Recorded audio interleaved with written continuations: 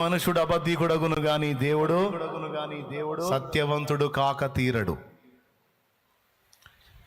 ప్రతి మనుషుడు అపనమ్మకస్తుడగును గాని దేవుడు నమ్మదగిన వాడుగా ఉండును. మనుషునిలో అన్యాయము కలదు గాని సర్వశక్తుడగు దేవునిలో అన్యాయము లేదు. ఆయన న్యాయవంతుడు. మనుషులలో పిచ్చితనం ఉంది కానీ దేవునిలో పిచ్చితనము ఎంత మాత్రము లేదు. ఆయన చర్యలు అర్థం కాక కొంతమంది అలా అనుకోవటం తప్ప ఆయనలో ఎంత మాత్రం వెరితనం. ఎక్కడైనా ధైర్యం చెడినా, కృంగిపోయినా, బలహీనపడినా తిరిగి సరిదిద్దుకోండి, దేవునితో కలుసుకోండి, ఇలా మాట్లాడండి. దేవా, కొన్నిసార్లు నాకు అర్థం కాక ఇలా అనుకున్నాను పరిస్థితులను బట్టి, కానీ నువ్వు ఇవ్వవంటాయా? రూపాయి పోతే 10 రూపాయలు ఇవ్వగలవు, 10 రూపాయలు పోతే 100 ఇవ్వగలవు, 100 పోతే 1,00,000 ఇవ్వగలవు. అయ్యా, నువ్వు తీసిన నువ్వే, ఇచ్చిన నువ్వే. ఓ భక్తుడు ఇలా అన్నాడు భార్యతో. ఈ భక్తుడే దేవుని యొద్ద నుండి ఎన్నో మేళ్ళు అనుభవించాం కదా భార్య. దేవుడి దగ్గర ఎన్నో మేళ్ళు అనుభవించాము, కొద్ది కీడు అనుమతించాడు, సహించతగమా? అనుమతించిన వాడే తిరిగి. చూడండి, భార్య దగ్గర సంధిలా టెస్టింగ్ పీరియడ్ అంతట్లో కూడా పాస్ అయ్యాడు ఏబు. మీరు గమనించారో లేదో, టెస్టింగ్ పీరియడ్ అంతా కూడా 2 అధ్యాయాల్లోనే జరిగిపోయింది. ఏబు గ్రంథం 1వ అధ్యాయం, 2వ అధ్యాయం. ఇక 3వ అధ్యాయం నుంచి దాని గురించిన విశ్లేషణ ఫ్రెండ్స్తో డిస్కషన్ జరిగింది. అది 40 అధ్యాయాలకు సాగింది. 40 అధ్యాయాల కంటే 40 అధ్యాయాలు 7 వరకు సాగింది.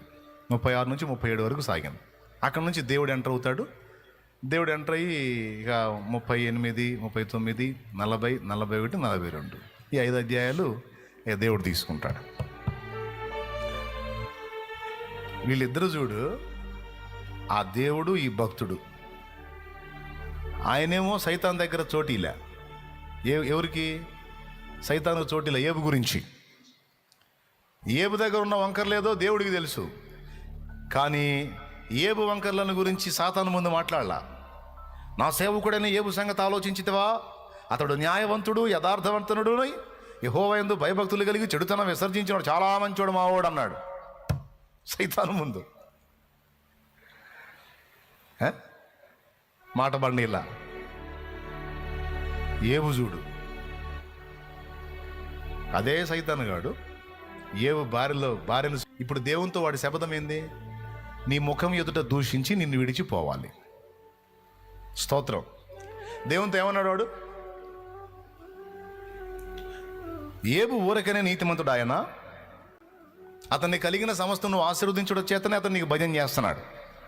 అతను కలిగినంత ఒక దెబ్బలో నువ్వు తీసివేయగలిగితే నీ ముఖం ఎదుటని నిన్ను దూషించి వెళ్ళిపోతాడు, నిన్ను విసర్జిస్తాడు. నీ వల్ల కాదన్నాడు. నీ దమ్ముంటే పో, చేతనైన చేసుకోపో. ఏబు మాత్రం నన్ను వదలడు. ఏబు న్యాయవంతుడు, యథార్థవర్తనుడును, నా యందు భయభక్తులు కలిగి చెడుతనం విసర్జించినాడు. మా ఆవిడ చాలా మంచోడు.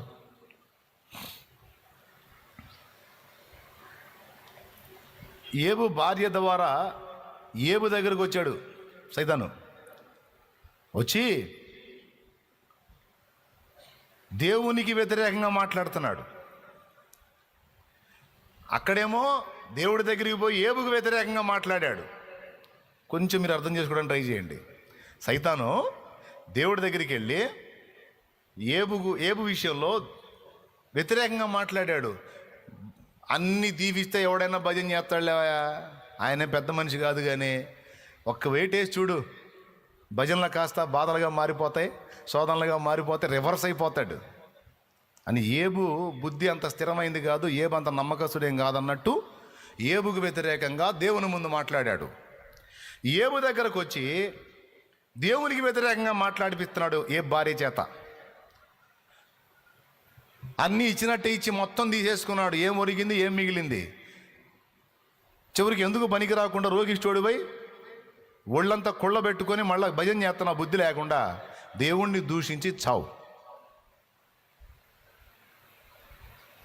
అప్పుడు ఏమేమన్నాడు తెలుసా? నిజమేనమ్మాయి, అన్యాయమే చేశాడు, నాకు దుర్మార్గం చేశాడు అనలా. ఓయ్, మూర్ఖాలు మాట్లాడినట్టు మాట్లాడు వాకు, ఆయన మంచోడు. దేవుడు భక్తుడు వాళ్ళ మనసులు చూడండి. స్తోత్రం. దేవుడు తన దాసుడు వారి హృదయాలు చూడండి, వారి మనసులు చూడండి. ఆయనేమో భక్తుడి మీద మాట పడినాడు, భక్తుడేమో ఆయన మీద మాట పడ్డాడు. అర్థం కాలేదా? ఇంక నేను చేయగలిగింది ఏం లేదు. స్తోత్రం. అదొక ప్రత్యేకమైన ప్రేమానుబంధం. హల్లెలూయా. ఏదో తెలియని ఒకలో, ఏదో తెలియని ప్రేమ, ఏదో తెలియని ప్రేమ. ఎవరితో? ఎప్పుడన్నా గయాళి భార్యలాగా గోల వేసుకుంటాం కానీ, గొడవ వేసుకుంటాం కానీ వదిలి బతుకుతామా? చచ్చిపోము. ఏందో అంత అనుబంధం ఏర్పడింది యేసయ్యతో. మా కష్టం సార్ ఆయన్ని వదిలేయాలంటే. కలనైనా మర్చిపోజాలం కదా. ఏ స్థితిలో ఉన్నా సరే జ్ఞాపకాలలో, ఆలోచనల్లో ఆయనేగా. వాడు చూడు ఏం శపథం చేశాడు దేవుని ముందు, నీ ముఖం ఎదుట దూషించి నిన్ను విడిచి పోతాడు అన్నాడు. అదే పని చేస్తున్నాడు. ఇక్కడికి వచ్చి ఏబు పారి చూడు, వేరే మాటలు ఏం మాట్లాడలా, ఆ 2 ముక్కలే మాట్లాడింది చూడు. ఇప్పుడు చెప్పండి, ఇప్పుడు ఏబు భార్య మాట్లాడిందా, ఆమెను శోధించి సైతాను గాడు మాట్లాడుతున్నాడా? కొన్నిసార్లు మనతో కూడా అంతే మాట్లాడతారు. మన పక్కనే ఉంటారు, మనతోనే ఉంటారు, కానీ వాళ్ళు మన ఆధీనంలో ఉండరు, దేవుడు ఆధీనంలో ఉండరు, వాళ్ళ ఆధీనంలో కూడా వాళ్ళు ఉండరు. వాడు ఆకర్షణ లాగేస్తాడు, వాడు ఆధీనంలో పోయి మనల్ని శోధిస్తూ ఉంటారు. అప్పుడు మనం కూడా ఇదే మాట మాట్లాడాల.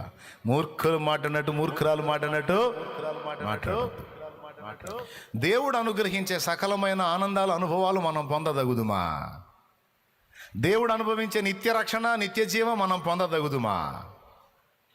కొద్దిపాటి శ్రమలను మనకు పరీక్ష కోసమో, లేకపోతే ప్రమోషన్ కోసమో, లేకపోతే మనలో వ్యక్తిత్వ నిర్మాణం కోసమో అనుమతించాడు అనుకో, ఆ మాత్రం భరించలేము. అబ్బా అయిపోయి. స్తోత్రం. పెద్ద ఆయన సంతోషపడతాడు. ఫ్రెండ్స్ వచ్చి మాట్లాడినప్పుడు మాత్రం ఫ్రెండ్స్తో వాదన పెట్టుకున్నాడు. ఫ్రెండ్స్ వచ్చి దేవుని పక్షంగా మాట్లాడుతున్నట్టుగా దేవుని పక్షాన వకాల్తా తీసుకుంటే అప్పుడు వాళ్ళతో మీరు దేవునికి ప్రతిగా ఉన్నారా, దేవుని ప్రతినిధులుగా ఉన్నారా? అట్లయితే నేను మీతో మాట్లాడితే ఆయనతో మాట్లాడుతున్నా. ఎందుకు చేశాడు ఇట్లా? రెచ్చగొట్టారు వీళ్ళు వచ్చి రెచ్చగొట్టారు, అందుకు మాట్లాడాడు. అవి కూడా హృదయపూర్వకంగా మాట్లాడలా. అది కూడా కాసేపు అంటాడు, నేను వెళ్తున్నా, నేను వెళ్ళే మార్గం నాకు కాదు ఆయనకి తెలుసు. అంటే నా నావని నడిపే నాయకుడి స్థానంలో దేవుడు ఉన్నాడు. భూత భవిష్యత్తు వర్తమాన కాలముల త్రికాల జ్ఞానం కలిగిన వాడు ఆయన. ఎవరేంటో, ఎవరెందుకో, ఎవరు ఎలానో, నీ జీవితంలో ఏది ఎప్పుడు ఏంటో అంతా తెలుసు. సమస్తము ఎరిగినటువంటి సృష్టికర్తకు నీ జీవితాన్ని, నీ సమస్త ఆలోచనలు, నీ పరిస్థితుల్ని, సమస్యల్ని అప్పచెప్పి నీ చిత్తమే సిద్ధించుగాకాను, నీ ఆలోచనే నెరవేరునుగాకాను, నీ సంకల్పమే సిద్ధించునుగాకాను.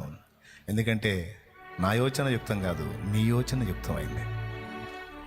నా గడిచిపోయిన నిన్న తెలుసు కానీ రేపు తెలియదేసయ్యా. కానీ నీకు నా నిన్న తెలుసు, నేడు తెలుసు, రేపు కూడా తెలుసు. కాబట్టి అన్ని కాలాలకు సరిపోయిన వాడివి. నీ జ్ఞానం గొప్పదయ్యా. నీ ఆలోచనే నాలో నెరవేరాలి. దేవుని యందు అన్యాయం లేదు. మనం నమ్మదగని వారమైన ఆయన నమ్మదగినవాడుగా ఉన్నాడు.